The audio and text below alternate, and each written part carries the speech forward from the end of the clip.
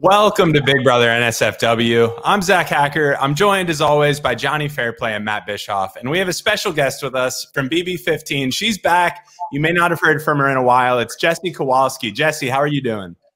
I'm a little on edge. My blood pressure is a little high tonight. I had some things go down on Twitter, but Whoa. good in general. I'm pretty good. Yeah. Do you want to talk about what went down on Twitter?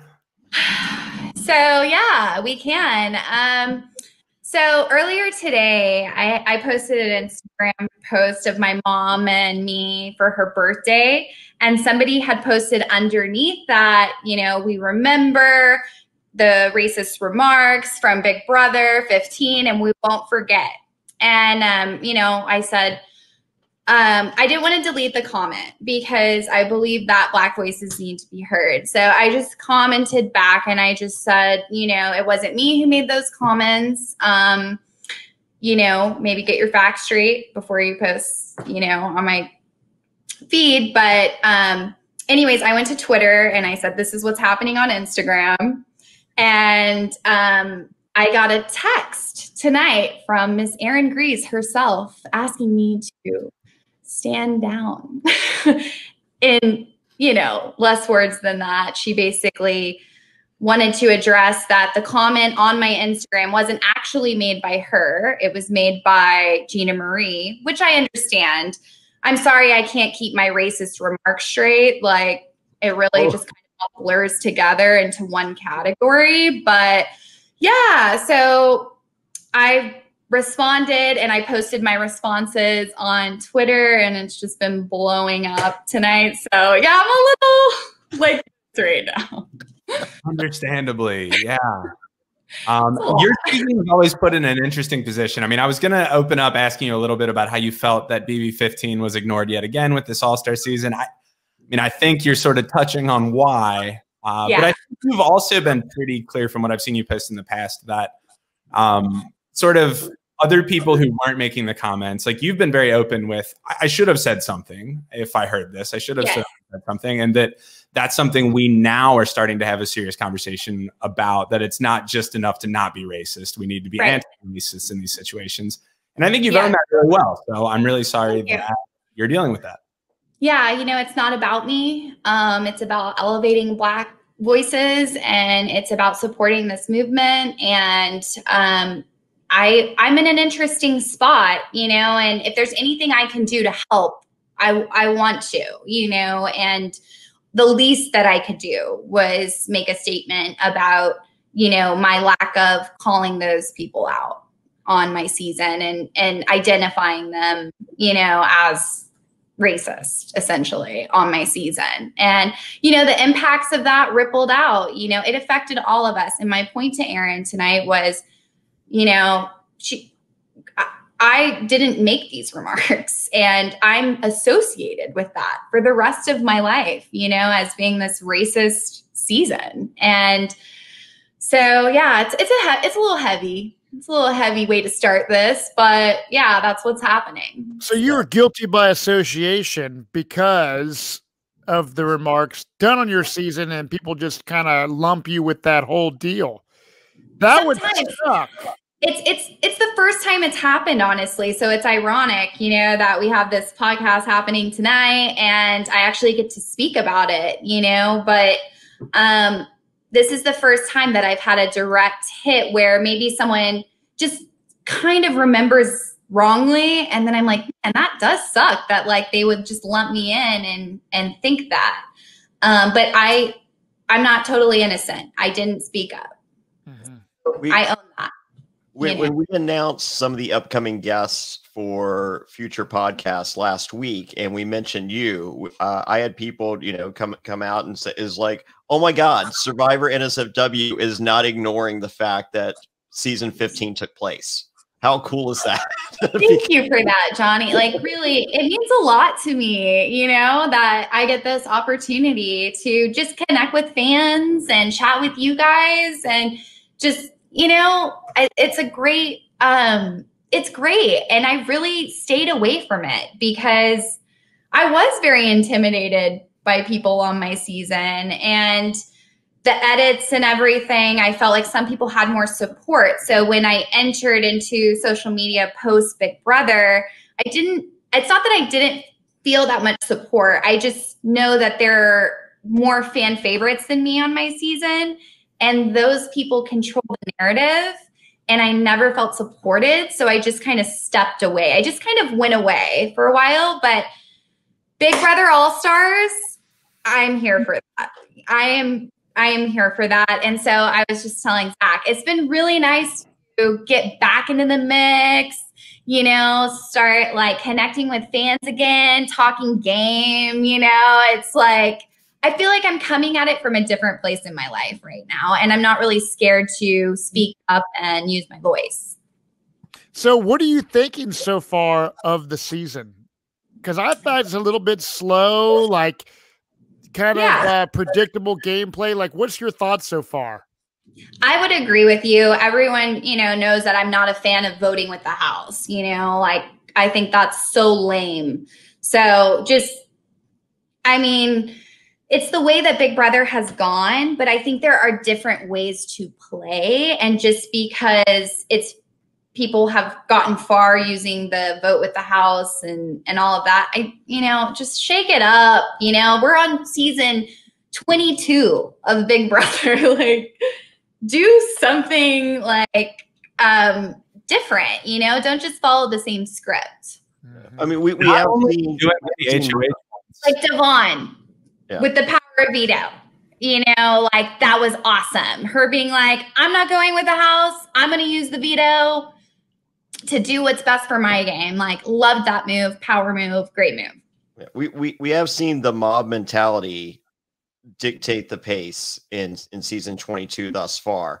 However, I think without a shadow of a doubt, the last 2 episodes have been the best 2 episodes this season, bar none. Oh, hell yeah. Yeah.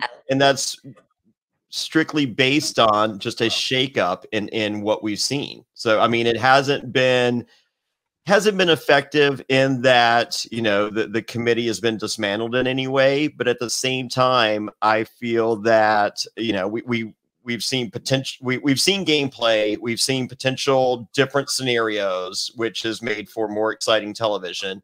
And we've also seen, like, you know, one house guest or one HOH, you know, have to nominate 4 people, and essentially, you know, by that Ian vote with Nicole's vote, essentially out the committee. I mean, like, anyone that outside of the committee that has not figured out that the committee is not only a living, breathing thing, it is in control. And if you have any attempt to win this game, you have to dismantle the committee. Absolutely, 100%. Like, I know we're talking about 22, but I think about 15, my experience. And, you know, that was the only move ever for me on my season, was put up Amanda McRae. I mean, why would I so I don't know. I get puzzled by these players who are the 5th, you know, link on the committee or whoever, and they don't want to go for their actual competition. Like, I thought Memphis would be really good to throw up on the block this week. Mm-hmm. I know that it's against the alliance or whatever, but I'm just saying, thinking outside of that, thinking like, if we're not playing this vote with the house game, like, just, you know, like on an individual basis, like, I think that that's a worthy, like, get him out, like, opponent for Danny. I just feel like she, people need to, like, not go after just like the weaklings, I guess you could say, because, okay, this is the thing, you guys, not everybody is the same. Everybody in social settings, you know what I mean, plays a different game, like not in Big Brother, just in real life. So what we're saying is we're not respecting the gameplay of anybody who isn't just like strong and powerful and just white and in control. Like, you just need to like open that up a little bit and not just prey on like the weaklings. Like, I was a weakling. I fully admit that. I was in over my head. I didn't see like the big picture. You know what I mean? I'm just rambling at this point, but well, and for the record, you would be very hard to vote out of the house. I gotta be honest with you, Jessie. I take that as a compliment. Thank you, Johnny. Yeah. I mean, I didn't really feel. I wish all of y'all had been in the house with me. I've been with y'all in the last 5 minutes than I had with anybody on my seasons. Well, we're the non-racist Big Brother podcast. Actually, I don't think there is a racist Big Brother podcast. So I think I'm not calling out anyone else. So and you know, as far as Big Brother players, once again you're safe with non-racists here as well. So yeah, no, I think you would have done much awesome. Then we're way ahead of where I started. Yeah. Jessie, I think you're onto something though, where we saw Enzo's first time around. They all had these parachute alliances from the brigade where they knew they were a power structure, but they each were creating their own way out of this alliance when they had to break it up. The committee, I think it's about time for them to start grabbing their parachutes because this thing's going to have to break up. We're getting down to it. And I hope that Danny and Nicole have realized that they're not getting what they want out of this alliance. No. Danny wants to target Tyler and the committee comes down and says no. Yeah. Nicole wants to save Ian. The committee comes down and says no. This should be a wake-up call for them. Yeah, absolutely. Good point. I think the strongest moment of the episode tonight and possibly of the season is Memphis, who has gotten minimal airtime, you know, since the first week. You know, when Nicole, you know, pitches the potential of Tyler over Ian, Memphis laughs in her face and says, if you would like to spend time with Ian, we can definitely make that happen. It's like, I mean, it was kind of funny. And that shows you right there, for a guy getting minimal airtime, you know, potential winner of this. I mean, like, just, you know, we all saw social media today, and you know, like it started, you know, with the TMZ article about the potential use of the N-word, and then followed by the trans community being upset with Memphis as well. And this is, you know, all on the coattails of, you know, going after or making fun of Ian, you know, 2 weeks ago. And so, you know, it was a really risky move on CBS's part to bring in Memphis. I mean, he just presents himself as just your typical, just like, I'm sorry, like just like a prick, you know, like this is the behavior you expect. Yeah, like, I would cast. I mean, like, I know Memphis and I'm friends with Memphis, but I'm not here. I'm not. My bad. Well, no. But I'm not here to defend him. I will say this, and I don't know. I mean, like, we're not BFFs. You know, we've hung out. I hung out after his first season. You know, like I went to this club Aria, where, you know, he was the mixologist. I got there and he's just like, I run this place. I was like, ooh, that's a little more than a mixologist. And then in Hearts Reality, Matt and I, you know, we went to a couple different sushi places with him and several other survivors. You know, had a great time.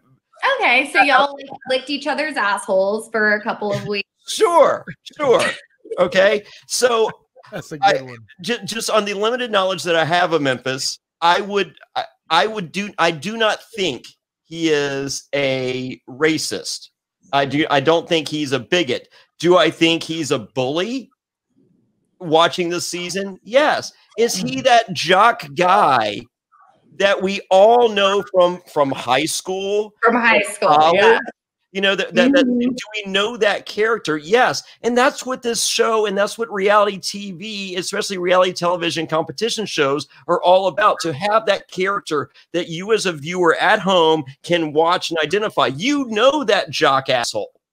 Yeah. I want so for like if is that a good casting decision for Big? Absolutely. You have so much potential for, like, I don't know, just diversity in this. Have you ever watched the movie The Breakfast Club?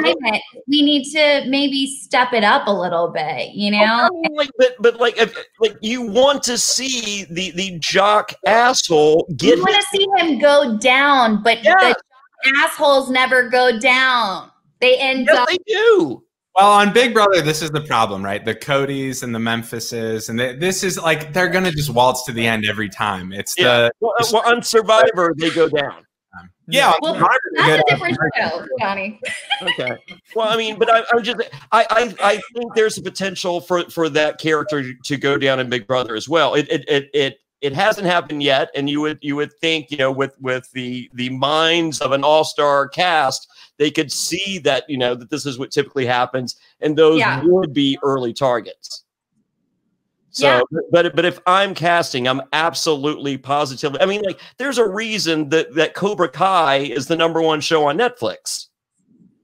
I hear you. I think a lot of people didn't want to come back for this season, to be honest. Well, under circumstances, like, I don't think they want to be under a microscope. So I do think that, you know, each and every one of the cast members this season had to think long and hard about, you know, their if this is going to be a good thing or a bad thing. And we were talking offline about, you know, this thing with Nicole and how she's lost her sponsorships and stuff like that. So similar to what happened on my season with, you know, and to that degree, I mean, I can't really say I haven't seen the footage. Like, if that is, you know, if the punishment matches the crime, but it can happen like that. I mean, you just get like a taste of, you know, this negative public perception, and that can have, you know, ongoing impacts, you know, throughout the rest. I'm just wondering this, you guys, there's a lot of controversy this season about racism and making fun of Ian and people losing their endorsements and people posting stuff on Yelp. Do you think there's anyone in this cast of All Stars that's going to come out of this when the game is over with a positive experience? Devon. Yeah. Everyone else, what do I see? Yeah, but that's the only one. Enzo could at some point when that move is made, he could get lumped in with the rest as well. So I think Devon is the only one who potentially walks away with clean hands. That is fucking insane. Yeah. We had a private, you know, chat thing going, you know, earlier on Facebook, and I said, I'm like, if Survivor called me today and said you ready to play, it was like, no, like, I like my life the way I like it right now. So 2020 Survivor or right now, because I don't think the world wants a bad guy in 2020.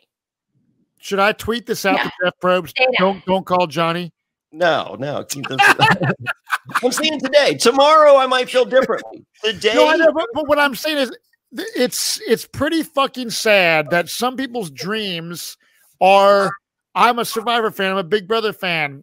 I go through casting.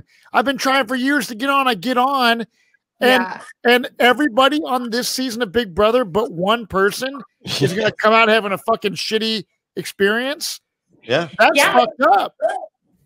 It is fucked up. And people all the time are like, you know, so how was your Big Brother experience? Was it so awesome? Like, tell me everything. And I'm like, you know, to have to relive that, like, almost trauma every time. I'm so excited to ask me about it. You know, Zach was writing a book about reality TV. So I'm sure you've, you know, explored all of that, you know, where typically they don't necessarily want, like, the people who are, I mean, almost like stable. Like, they're almost looking for, like, not anything against you, Johnny or Matt or me, because, you know what I mean? It might just be that we have, like, fun personalities and stuff.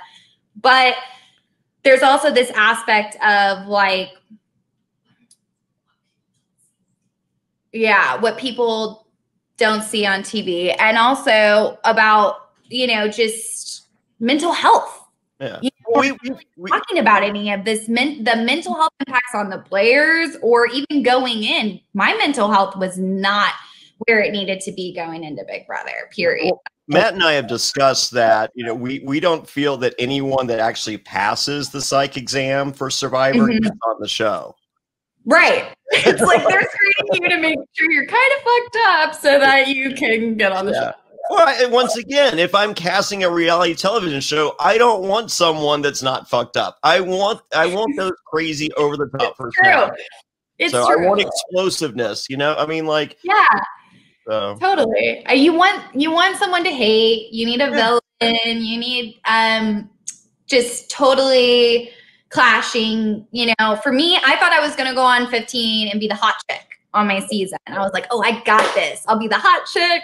And then I got in and it's like, oh, there's Caitlin. And she's like, you know, 5 years younger than me. Like, just like, and I was like, okay, so what is this? What's happening? Where am I now? And like, what am I even cast as?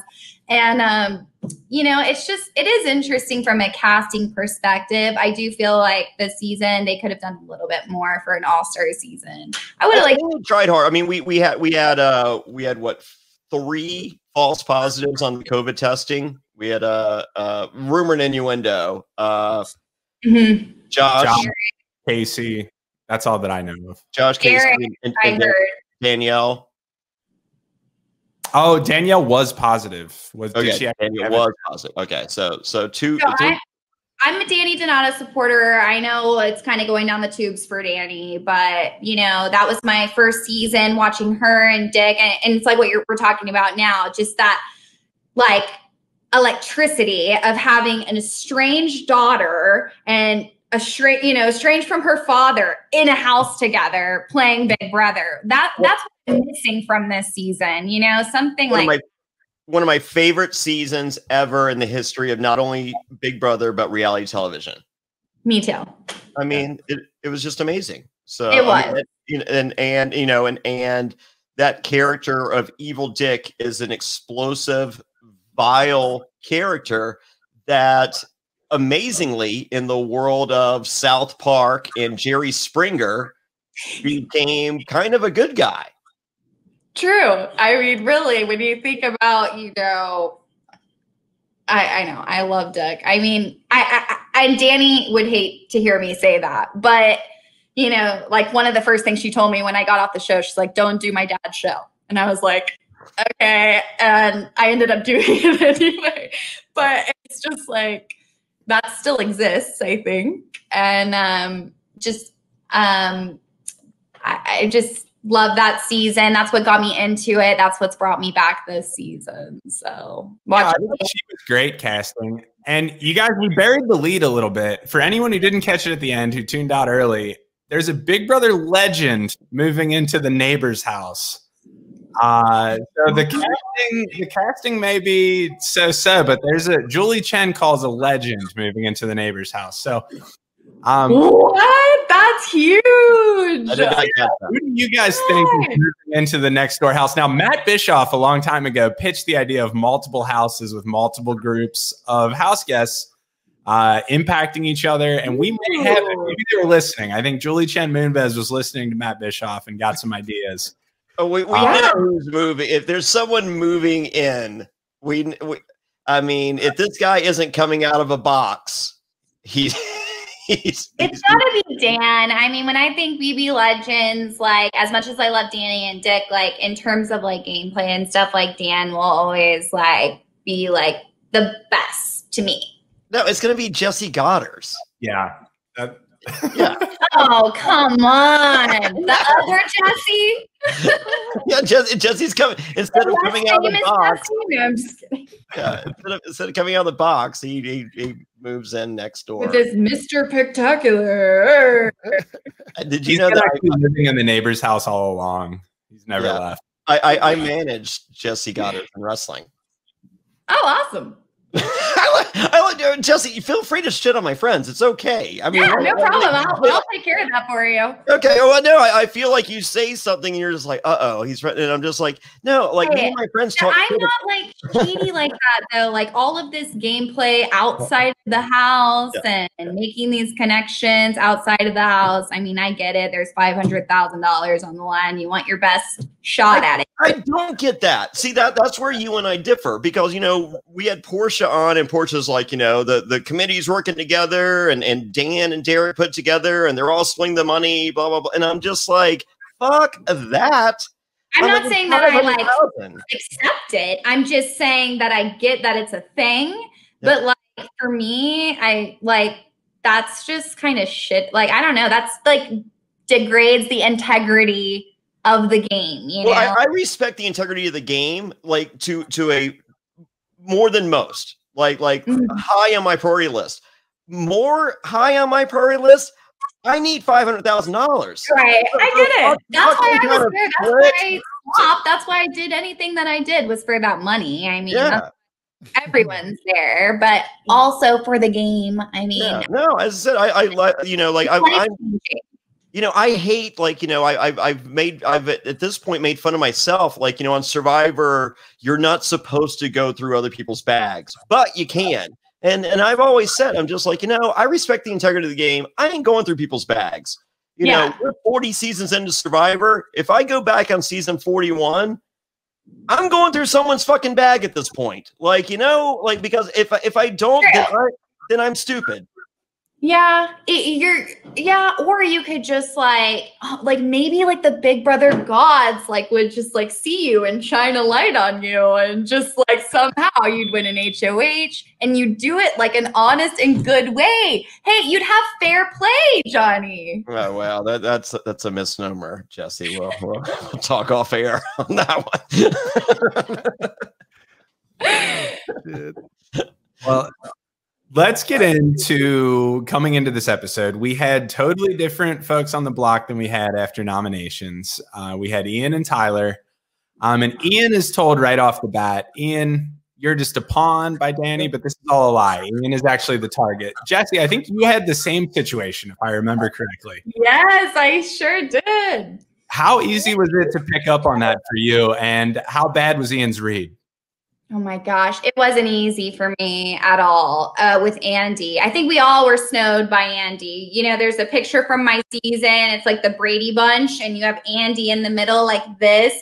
And then we're all around with our little caption saying, I think I'm safe this week because Andy's HOH, and Andy and I are really close. And I love Andy, and Andy loves me. So, I mean, Andy just played a great game. So, like, I think everyone believed that, you know, they had a final two with Andy, essentially. So, yeah, I'm sorry, how it relates back to BB22, I was oblivious until I eavesdropped on this, like, conversation, them laughing about how I'm all going home, okay? This is what I'm dealing with. Like bullies in the room, like, she has no idea. And I heard them because I'm not stupid. And I'm like, okay, jig's up. Now I'm going to blow up the house. But I think that Ian's read was really bad. I think it was like similar to mine. Like, he just didn't really pick up on it that he was the target. Yeah, that read continued until his conversation with Julie Chen Moonves. Thank you, JCM. Oh God.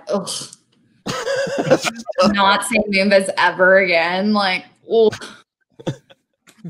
cringe every time. Every time I hear it, I'm like, ugh. Like, come on, like, Johnny, let's, like, anybody get to host Big Brother, like, besides her at this point. Like, I had a great Julie Chen Moonves back in the day used to be called Julie Chen, and she hosted the early show in which on Survivor, after you were voted out, they brought you back to discuss why you felt you were voted out, and then on day of episodes, they would have survivors on, you know, just to, you know, where are they now, blah, blah, blah. And I had gone to TNA Wrestling, and AJ Styles had given me a spinning power bomb and gave me a legit concussion. And then Brian Urlacher of the Chicago Bears threw me over the top rope to the floor. Actually, I won an ESPY award for best non-sport. That's pretty cool. And so I show up for the early show, and I'm wearing a suit, and I have a neck brace. And she's like, "Stop it! Stop it! I'm not falling for it."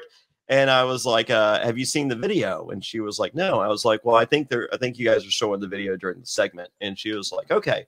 So anyway, so they show the video. She's like, "Oh my God, I'm so sorry. Are you okay?" I'm like, "Well, you know, I've trouble turning, you know, sleep is, you know, blah, blah, blah." And she's like, "Oh my God. Yeah." And so we finish the interview, and I take off the neck brace, and she looks, and she goes, "Motherfucker." And I was like, This is the coolest thing. Like, Julie Chen just motherfuckered me.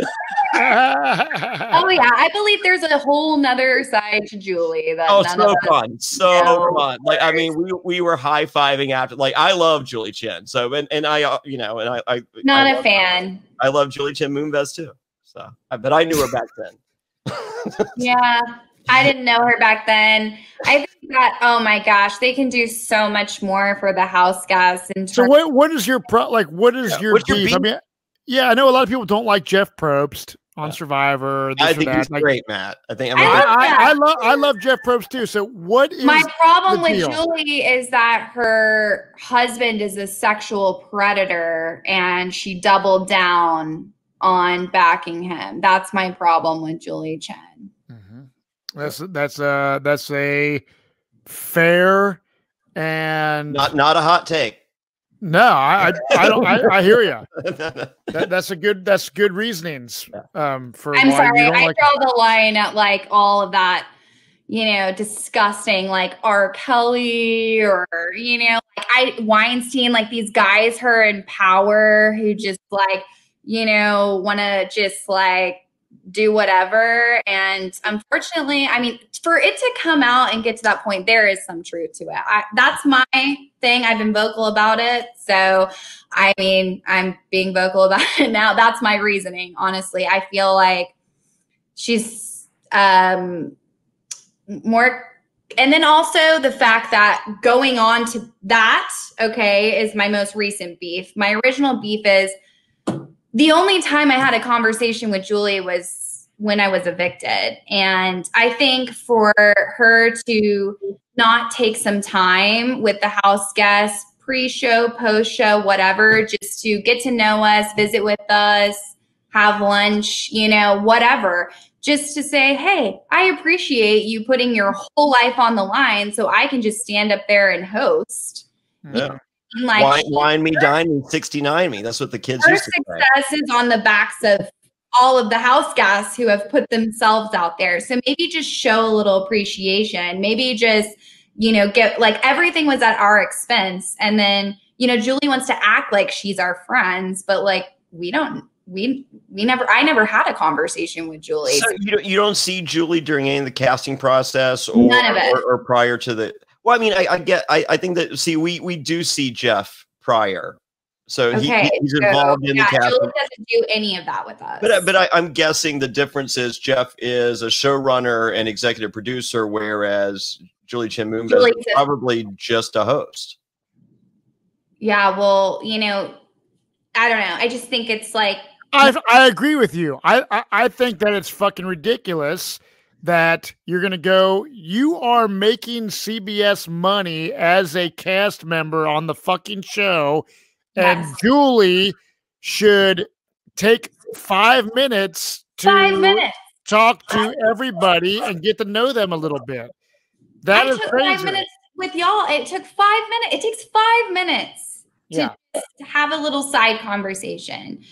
And, you know, we were just rushed out and, you know, I don't know anybody else's experience. Maybe it was due to the nature of our cast. I mean, they got us the hell out of LA just as quickly as, you know, they could. Well, how long were you guys in sequester before you played the game? 10 days or so. Once again, like if I'm the host, I would spend 1 day going to each hotel room. Like, you guys are elect in a hotel, right? Yeah, like surprises and like, what does it hurt? Well, no, it's not a surprise. It's just part of the deal. Whereas, you know, one of those 10 days that you're in sequester, she spends, you know, 2 hours spending 5 minutes and like, you know, she just goes down the line. It's like, hi, I'm Julie Chen Moonves. There's no risk of involvement of her swaying the game or anything like that. Well, I would just want to know that as the host.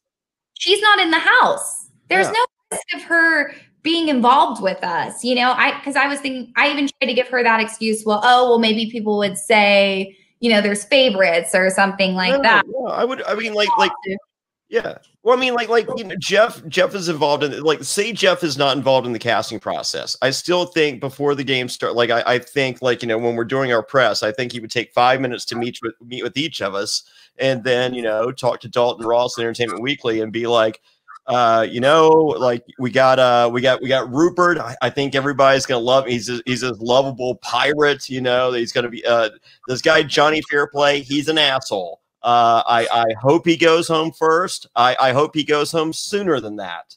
You know, like I just.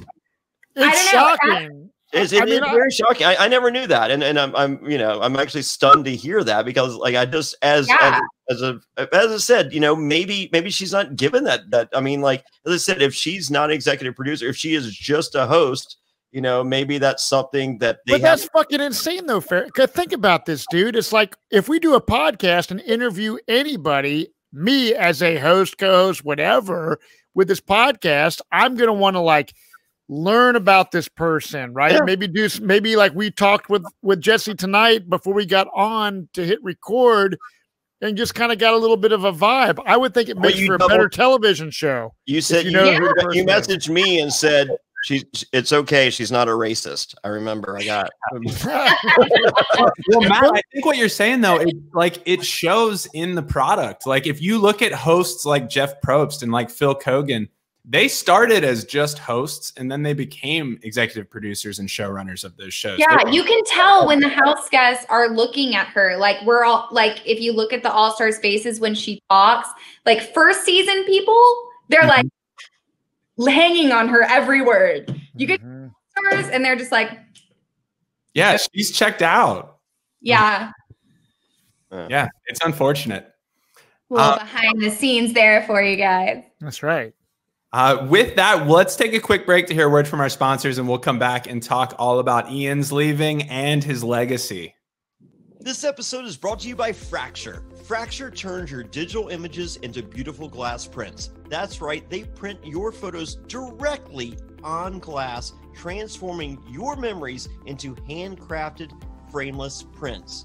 Like this one, the one behind me, I have the Survivor NSFW logo with me, Matt, and Zach. Oh my God, it's the coolest thing. I'm so excited to have this in my life. Zach, tell us more about Fracture. Yeah, Fracture helps you focus on the moments that matter most by turning your favorite memories into beautiful glass prints like that one. Fracture prints directly on really durable glass that has soft edges for safe handling. The prints come in multiple sizes, and there's no frame required at all to mount it on the wall. And each print comes with a 100% happiness guarantee. That means if for any reason you don't love your print, Fracture is going to make it right. The glass prints also make unique gifts for your friends and family that they'll never forget. Johnny, can you tell them how they can save? Yeah, but before I do, I received this huge box with my Fracture print in it. At the bottom, there's even a screw to go into the wall. These guys are ready for this. Like, it's no additional mounting. There's none of that. This thing is ready to rock and roll. And boom, Fracture prints look incredible. You really have to see it to believe it. Upload your photo at fractureme.com/survivor to print your photo on glass today. And we have a special deal, and here's what we got. Go to fractureme.com. That's fractureme.com/survivor. Enter promo code SURVIVOR, and you get 20% off your order. That's fractureme.com/survivor with promo code SURVIVOR, and you save 20% off your Fracture glass print. We thank Fracture for sponsoring this episode of Survivor NSFW. This episode is sponsored by Blue Chew. Let's talk about something we could all use more of right now. Sex. Great sex. Now look, I love sex, Zach. I don't know about you. It's my favorite. It's my favorite. And I don't like a little bit of sex. I like a whole lot of sex. And so, guys, now you can increase your performance and get that extra confidence in bed. Listen up, BlueChew.com. That's blue like the color blue. Blue Chew brings you the first chewable with the same FDA-approved active ingredients as Viagra and Cialis. Now, you can take them anytime, day or night, even on a full stomach, so you can be ready whenever an opportunity arises. Not only that, Blue Chew is made in the USA. It's prescribed online by licensed physicians, so you don't have to go to the doctor or wait in line. It's even cheaper than a pharmacy, and they prepare and ship it right to you in a discreet package. no awkwardness, and you don't even have to leave the house. Now, if you could benefit from more confidence where it counts, Blue Chew is the fast and easy way to enhance your performance. Guys, this isn't me reading ad copy here. This is Johnny Fairplay when he knows action is about to go down. I grab the Blue Chew, I peel it open, chew it up, and I go, get ready, we're going to Pound Town. Someone is going over. Someone is winning a championship tonight. That's right. And that could be you, because right now we've got a special deal for our listeners. Visit bluechew.com and get your first shipment free when you use our special promo code SURVIVOR. Just pay the $5 shipping. Again, that's BLUECHEW.com, bluechew.com. Use promo code SURVIVOR to try it for free. Blue Chew is the better, cheaper choice, and we thank them for sponsoring the podcast. And remember, when you support our sponsors, you help this podcast be possible. So please use our promo code SURVIVOR at bluechew.com. And we're back. All right. Real quick, since we did have a couple plugs there. We're recording an hour late because I was at the Honeysuckle at Lakewood. My good friend Chef Mark just did his VIP opening today, and I took my mom and Piper, and we met up with Dr. Allison from Survivor David vs. Goliath, her new fiance Jessie, and her brother, who is a stand-up comedian. Amazing, lots of podcast talk. It was a lot of fun, and good luck to those guys at the Honeysuckle in Lakewood. That's in Durham, North Carolina. It was an amazing meal. Check it out if you get a chance. Really, really beautiful atmosphere and incredible food. Excellent. Yeah, we somehow made it. We've got multiple time zones represented. Cincinnati was on a blackout from CBS. Johnny's coming from a different city having dinner, so I'm glad we're all here. Let's get into Danny's HOH and evaluate how she did. Jessie, you're a big Danny Donato, now Brianna fan. She originally didn't want to win HOH. Then she didn't want to nominate Tyler or Ian. Then she wanted to target Tyler. Then she didn't want to target Tyler. This was a whole lot of back and forth from her this week. What do you think about her HOH? I think it's been a really rough HOH, probably the worst one of the whole season. And I think that she's doing what she thinks is best for her game. And I mean, it's easy to be on the outside looking in, but she's picking up vibes, you know? So she's really like playing, you know, off of what she's feeling is the best decision. And okay, so the whole Tyler situation, yeah, she messed that up royally. Like, I don't think she should have put him on the block if, you know, she wasn't going to send him home. Like, if you're going to put Tyler on the block, I think you need to send him home. Period.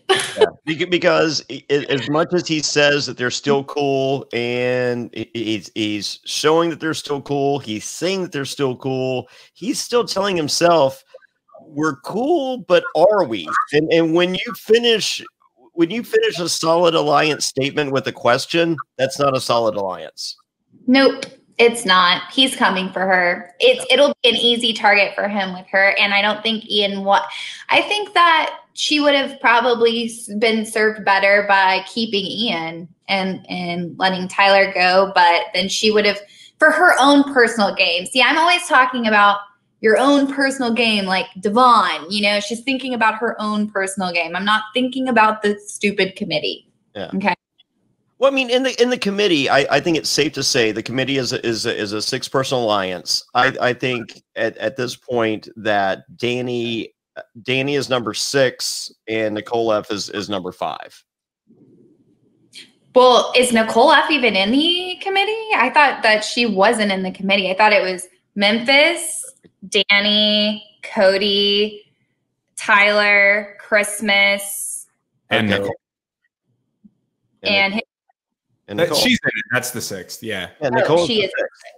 Mhm. Oh, Yeah, but I think Okay. she's number. I think Danny's stock has dropped to 6th in the committee, and truth be told, it might have only been as high as number 5 prior to this week. Yeah, she's got a hard like hand kind of dealt to her. You're in there with a bunch of all-star dudes, like they're all gonna like buddy up together and be like, yeah, I mean, like, I'm like not, that's always gonna come before, like, so you know, like that's what it's gonna come down to. I understand that works in Big Brother, but like there were multiple occasions on Survivor in which I was flat out, like, Rupert told me, he goes, look, you're gonna finish 5th. It's a badge of honor. And I'm like, go fuck yourself. Yeah.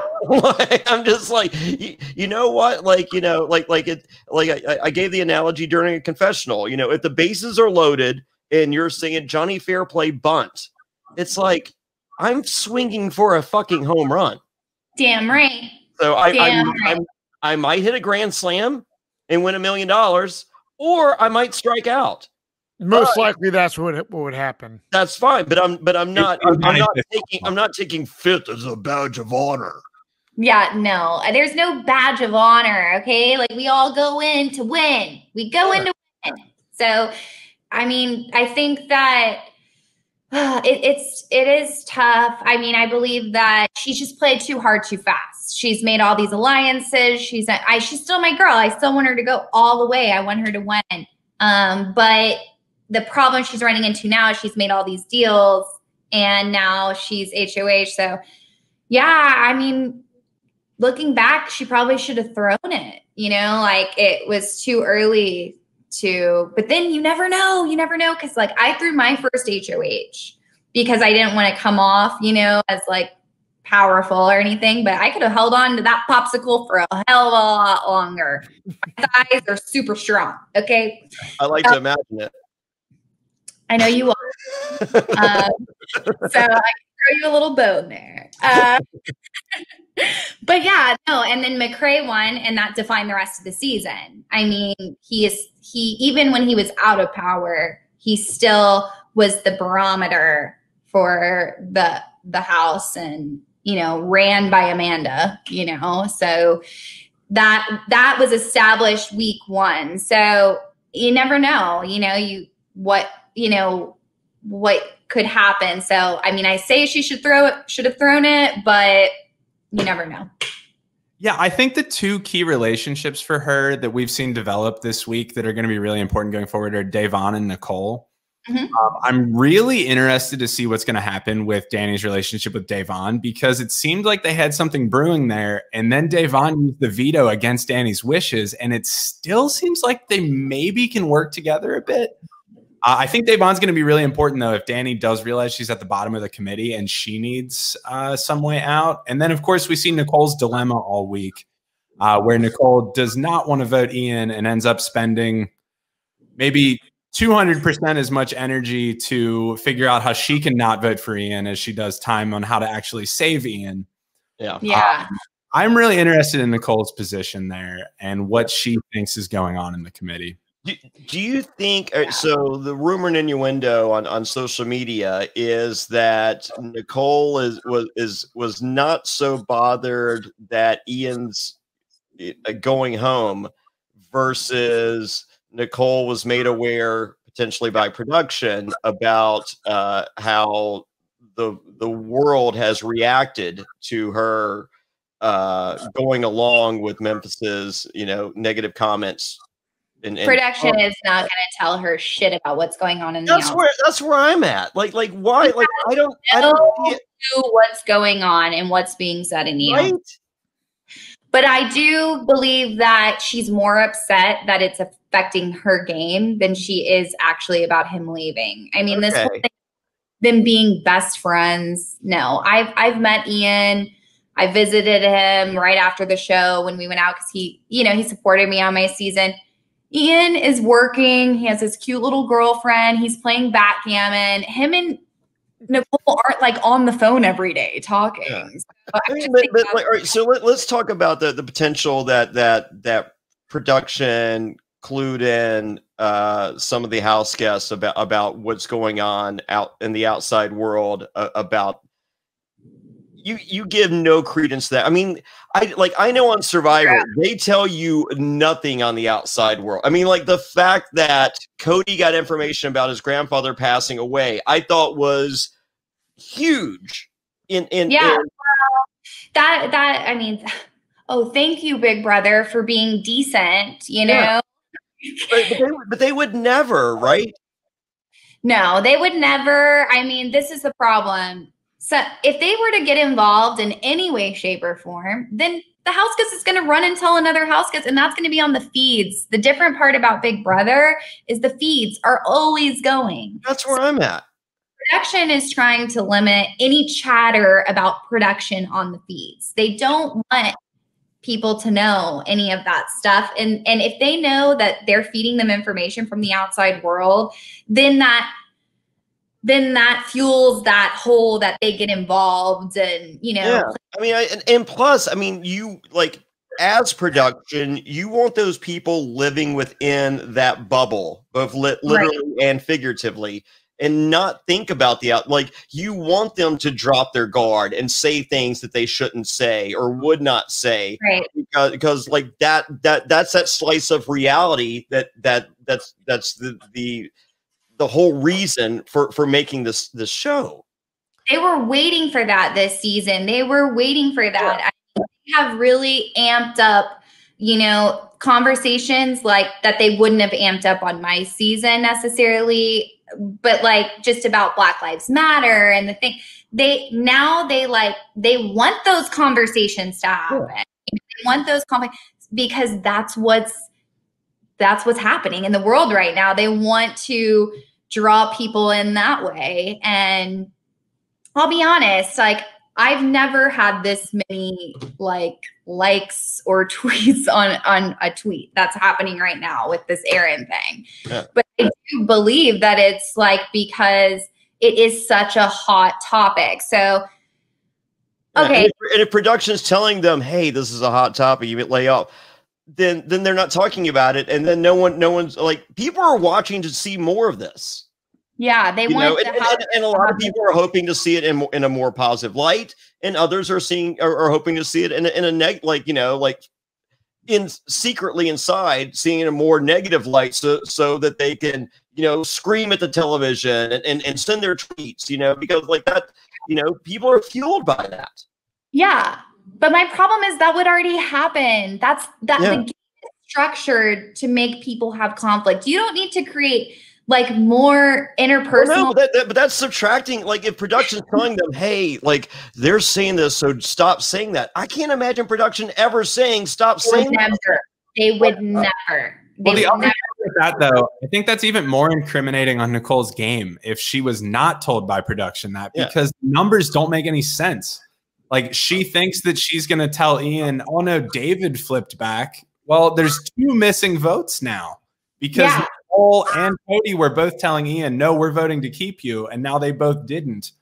So Ian's going to figure that out sitting in the jury house. Jessie, I can imagine sitting in the jury house, you mull over everything that happened and that shit together. I think she's more worried about his jury vote. And I think it's just that's the thing about Big Brother. Like you always have to think about like it's not just you have to get him out. Like you got to get him out in good graces. You have to get them out, and they have to like you when you get them out. Yeah, it's that takes it to another level. Yeah. So real quick, Katie, if we can rewind a second to because I don't think we talked about it to Tuesday night's episode.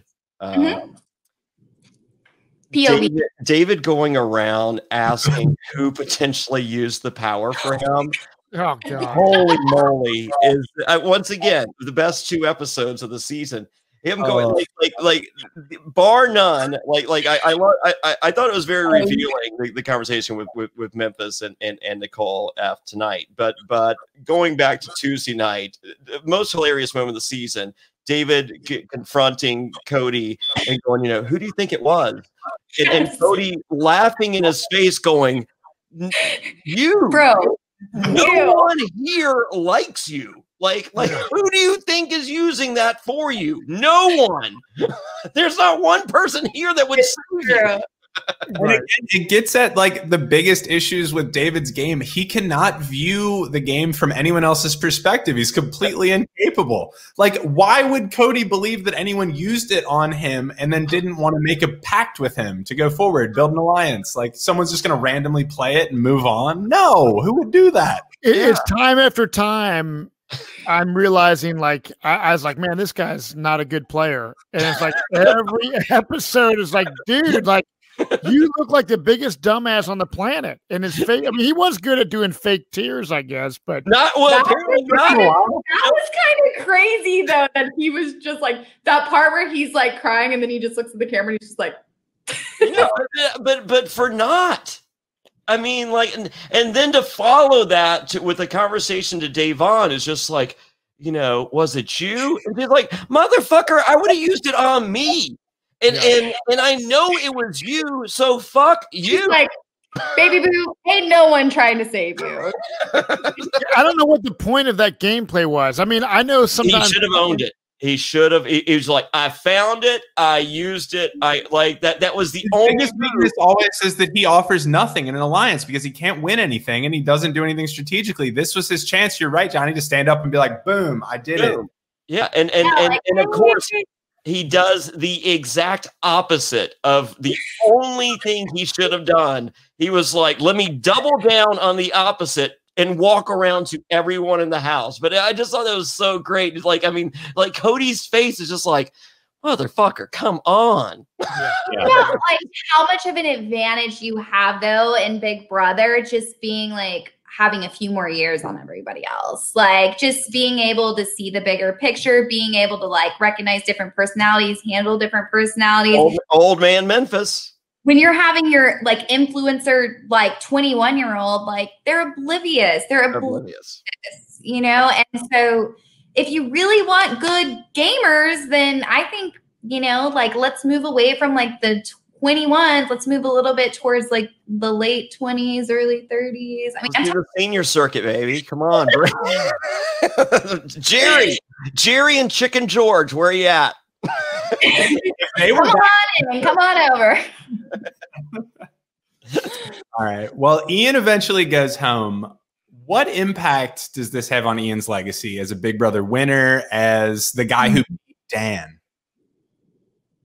I think his legacy. I think he played an amazing game his first time out. I think he's like, you know, on Survivor, we've seen that archetype a few times with John Cochran, with Christian. But Ian made it. Well, yeah, Christian's good. Ian made it very likable. I think Christian did as well. Yeah, and I didn't find Christian that, like, I was talking with Dr. Allison tonight. You know, I was at her viewing party when it was either going to be Christian or Dr. Allison going home. And Christian goes home. America is in tears. They're screaming at television. And I'm at the one place in the world that they're cheering that Dr. Allison stays. And you know, me personally, even if I wasn't friends with Dr. Allison, you know, I would have been like, thank God that fucking nerd is gone. I hate him. I hate that archetype. I liked Ian. So, I think that's very telling how great a character he was, that even, you know, the black-hearted Johnny Fairplay, there's a hole where there should be a heart, enjoyed that character and loved that character. I mean, and you had the evil, you know, Chilltown. They liked Ian. Yeah. Well, Ian was just a product of bad luck. Yeah. I don't think he played a bad game this time. It's just to compete for the veto. Yeah. It's just bad luck. It's like on Survivor, like someone plays an idol, then there's an idol nullifier and some stupid twist, and someone goes home. It's like everything that could have happened this week happened. Oh yeah. And Ian went home on that week. Mm-hmm. It's like what happened with the double eviction with Judd. It was shady business, man. Shady business. Shady business. But no, I think Ian's legacy is intact. you know, it was so like I felt so bad with, you know, Ian, like, you know, his last things in that last conversation in the house, you know, walking out to Danny is like, you know, all because of a blunder, thinking that she had no idea what she was doing. And then we have the reveal from Julie Chen Moonves to Ian. It's just like, it was part of a plan, and he embraced it. And Julie was taken by storm as well. She was just like, oh my God, how like, you now know it wasn't a blunder, that it was Six working against you. And not only are you not mad, you're just like, yes, I was taken out by a greater force of strategy versus a fuck up. Yes, and he's in jury, so the story continues. I mean, you have the ability in jury to really influence the final decision. Yeah, and Johnny, just a quick point of clarification on what you said. Julie did not disclose that to him. Tyler did, and Tyler's goodbye message, and then Julie asked him a question about it, which is interesting because Julie has loved showing that graphic of the 6 people behind him, and then like, Memphis, and shocking everybody. So, you know, it was Memphis that did everything, even though we haven't shown Memphis since week 1. So the fact that Julie's not revealing that stuff, I think, gives some weight to the idea that there's going to be a jury battle back. The fact that Julie's waiting for the goodbye messages to reveal that information, that she's not offering it herself. And if that is the case, wow, Tyler is going rogue by giving that intel out. Totally. So that's your guess is a jury battle back? I would bet I mean, if you look at the schedule, there's going to need to be someone coming back in the house. Okay. And in fact, her questioning was the exact opposite as it's been every single episode up until now. Yeah, Jesse, that was a great point, though. There is a legend moving in next door. Next door, would love to come over and hang out. So I don't know if that's going to be like a Pandora's box and they're in the game, or what that's going to look like. That could be cool. You know, I think what we're all do is like Paul is going to move in next door, and then like 3 days before the end, Paul enters the game and comes in second again. Oh gosh. Yes, it could be. I really love the new house. Like watching it since my season, like how it's changed, and then them adding that upstairs area and the new have-not room. Like it's so cool to see the new house. But did you know there was a basement? No. And there's no power down there? I guess I knew that the insulation was horrible. The ants were horrible. And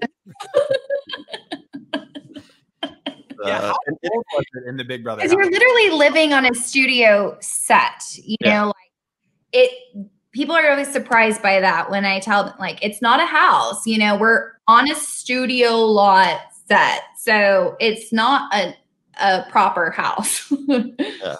Like there's a short little video of Ian waiting to get into the diary room, and there's like something on the wall, and he goes, "What a fucking piece of shit!" Or just like, and it's so because you look at Ian and just think of him as just this pure nice guy, and you know he's like, what a fucking piece of shit. Well, hey, he got $500,000. He's developed some taste over there. Yeah, right. You know that like you know, fish sticks ain't gonna cut it anymore. So filet mignon, baby. A little bit of a different perspective. I mean, I think a hard pill to swallow going back into that house. I mean, I would much rather go on an island and do what you did and be outdoors. Fuck yeah. Islands are fun. I mean, you know, they spare no expense on the island. The budget is zero. It's great. It's but shockingly, there is more pre-cut bamboo than you've ever seen on any island anywhere. I will say that. Indeed, there is. That's a little suspicious. just hidden right off the beach, right where you should build your shelter in the trees. Right.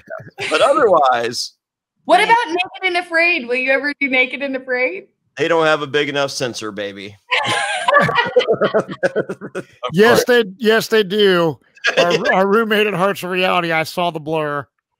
And I saw his wiener by accident. Yeah, we were Hearts of Reality. Yeah.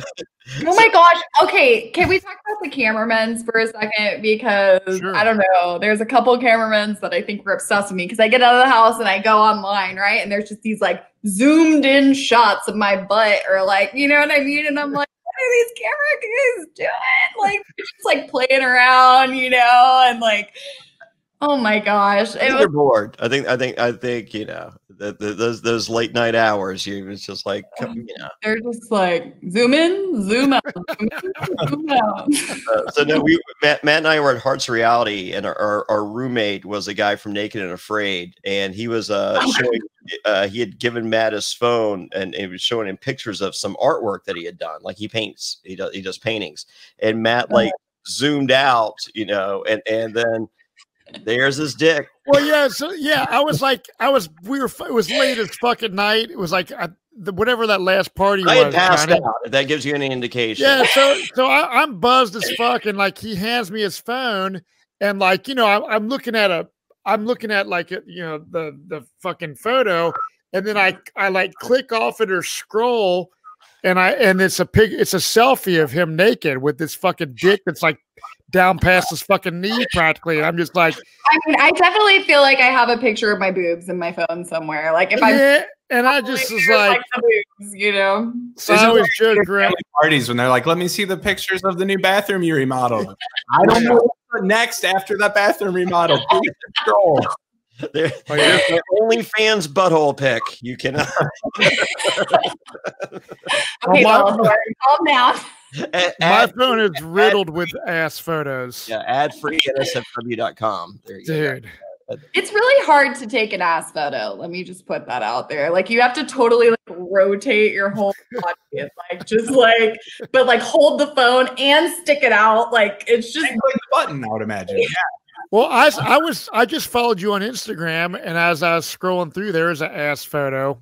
There is an ass photo on my Insta. Yeah, I have many. I'm definitely an ass man. My wife, long time ago, 2003, won this like best ass contest on this radio station, and we got flown to like Las Vegas for all these Super Bowl parties and shit. Yeah, it's pretty fucking dope. This is the kind of stuff my ass can do. You know? Fuck yeah, that rules. I love it. I love it. There you go. Hell yeah. Right, so it's famous, you know. Fuck yeah. Right. So I guess we can should we give a spoiler warning? Do you have the results of the HOH, Matt? Yeah. Or sorry, Zach. Shit, Matt's watching live feeds. No, actually at this hour, it's about midnight East Coast right now, and we still do not have feeds back. So I don't know what's going on. Oh wow. Okay. It appears that when feeds went down, unfortunately Memphis was in the lead. I think Danny should have played. I mean, I think she should have played her power. She should have done the replay. I disagree. In only this, I think this past week is the worst possible week Danny could have had ever. I mean, like having to nominate 4 people, having to expose so much worked against Danny this week, right? So for her sake, let's hope a member of the committee wins HOH. Then it's just shaky with the committee right now that I just feel like so Tyler stays and he wins HOH, she could be on the block. Like, go ahead and play what you have to play, because once you're on the block, you only got a couple moves. Well, as I said, I think that it's such a shaky week. I think you double down and hope that someone that you're cool with wins, and then you go to them and you shore up whatever kind of deal you have by using that power right now. As much as it can help her, it can potentially help someone else, and then help her even more by using that power for them. Can't she use it on somebody else? Yes. Yeah. So whoever wins. Okay. So yeah. So I think the fact that she holds it and everyone knows it's out there, and she's the only one who knows what it is and where it is. Yeah, there's a power in that of people of the fear of what that is as well. So, and I guess right now the only person that knows about it is Christmas. Yeah. So she did Christmas. I didn't even consider that, Zach. Like, tell people you have a power and just like make them freaking scared to fuck with you a little bit. Yeah, because honestly, I think Danny has said on the feeds and to production herself, this is a like borderline worthless power. Like if I do not know one HOH. Yeah. When she told them, she goes, I don't want to sound unappreciative, but this is the worst fucking power ever. But she also said she doesn't win competitions. So she was like, I guess I need to start winning competitions. And then she went. So for her fans, it's like disappointing that she didn't use the power a little bit, I think. I think she dressed up and then just decided since she was dressed up, fuck it. She's just like, she's like done. She's like, I want to go back under the radar. I don't want this power anymore. She's over it. As much of a some other shit happens, she'd be like, kill me. Like, you know, I didn't want to win this week, and then I went back to like, so no. I think it's much more powerful to use to give to someone alliance wise. Yeah, on second thought, I agree. Okay. Yeah. There we go. All right. So Jessie, who's your winner pick? Danny. I want to win, but I think Cody is looking really good for the W. There you go. So I find Cody, like, I did not, going into the season, I disliked him. I made a committee T-shirt with him and Memphis on there because, once again, as I said, I was friends with Memphis, and I didn't see myself making a Memphis T-shirt. So I figured the only way it was going to happen was a committee T-shirt. And Cody's growing on me. I mean, I find him less annoying than I did week one by a lot. And I think people underestimate him a little bit because they've considered Derek having been the brains of the whole thing. But guess what? I'm an executive assistant. Just because I'm an assistant doesn't mean I don't pick up on the CEO, what the CEOs are doing. You're learning, you know, as you go. So he learned all of that from Derek. You know, it seemed like he was paying attention along the way when he played before, but even more so, like what was it? Last week or 2 weeks ago, you know, he was giving stats of players POV. Like I think he knew all of Tyler's POV or HOA. He knew all of his competition wins, like in order. Yeah. Yeah. It would be interesting, right? If they did a competition that had to do with like Big Brother history, kind of. I would love it if they do more historical comps or stuff that dealt with, if you're an actual fan of the show, that would be awesome. Yeah. There you go. We have a comment from we have a comment. Tech Pals, your tweets, Jessie, with the air. You guys, it has blown up. I mean, literally, I just tweeted and it's like, let's see here. This tweet 633 likes and I've had it up for 2 hours. So like people like really seeing this go down right now. And like, I didn't want to do that, but I'm not going to be like, shut up. You know what I mean? Like, I'm not on Big Brother anymore. I'm not like even, you know, I'm just not going to like, for what? Like, this is my truth. Hear me roar. Yeah, you have a few bright spots on your season. So if we're going to hear from anybody on your season, let it be you. There you go. Zach, so sweet. Are you single? Just kidding. I'm not. Oh, I love it. I love it. So there we have it. So Jessie, we can find you a guy or gal. I don't know what you're into, but where can they find you on social media? They can find me at Jessie_Kowalski. You can see it right there on the screen. And then on Twitter, I am Jessie Claire 88. And Facebook's private. I do have my Snap public, but I don't know that. So you'll just have to like find me. there you have it. And wow. I think this has been an exciting week. I mean, as I said, I think this has been a stagnant season. I think, you know, in spite of all the controversy that has happened a couple weeks ago and today, I still think this this is made for an extremely exciting week of television, which is, you know, really the end game when it's when it's concerning, you know, Big Brother and their television show as a production, and that's what most of the people are actually there for. And so yeah, I knew y'all that it was going to be a big week, and so y'all had to have like the biggest house guest of all time on this week to read. Right. That was our goal. That was our goal. So there you have it. So, thank you guys so much for having me on. This is you're welcome. Thank you, Jess. This is great. Thank you. So, before we let you go, check us out on Apple Podcasts, Spotify, wherever you podcast, search Survivor NSFW. We are now on Amazon Music. Amazon Music now has podcasts. Search Survivor NSFW. If you're looking for a link to the website and you're a Big Brother fan, really easy place to find. bbrewind.com is the link to the website. It also takes you to survivornsfw.com. So if you like the podcast, click like, give us a 5-star review. If you don't like it, don't leave a review. Just go listen to another fucking podcast. I mean, what? But the Mark Maron's good. What's that? Mark Maron's good. Mark Maron is a very good podcast. So also, if you'd like a t-shirt, go to johnnyfairplay.com. Whenever you purchase a t-shirt, you get a phone call from me, Johnny Fairplay, thanking you for your t-shirt purchase. We have the Big Brother shirt like Zach is wearing there. We have the committee shirt, the What Up Kaser shirt. We have the Queen Janelle shirt and more. Lots of Survivor shirts. Go to johnnyfairplay.com. No H in Johnny. That's Jon, just like you see there. And lastly, the best and most important way to support the podcast, go to adfreensfw.com. Become a patron. We have Survivor buffs coming out, Survivor NSFW buffs coming out. Sorry.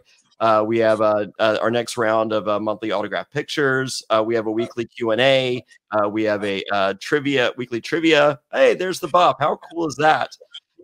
We do a monthly Zoom call. The monthly Zoom call is actually coming up, I think perhaps this Sunday. So become a patron now. All that is at adfreensfw.com. Jessie, thank you so much. You rock. You rock. I love to say you rock. You say it. Thank you, everybody. Good night, and pray for a David HOH.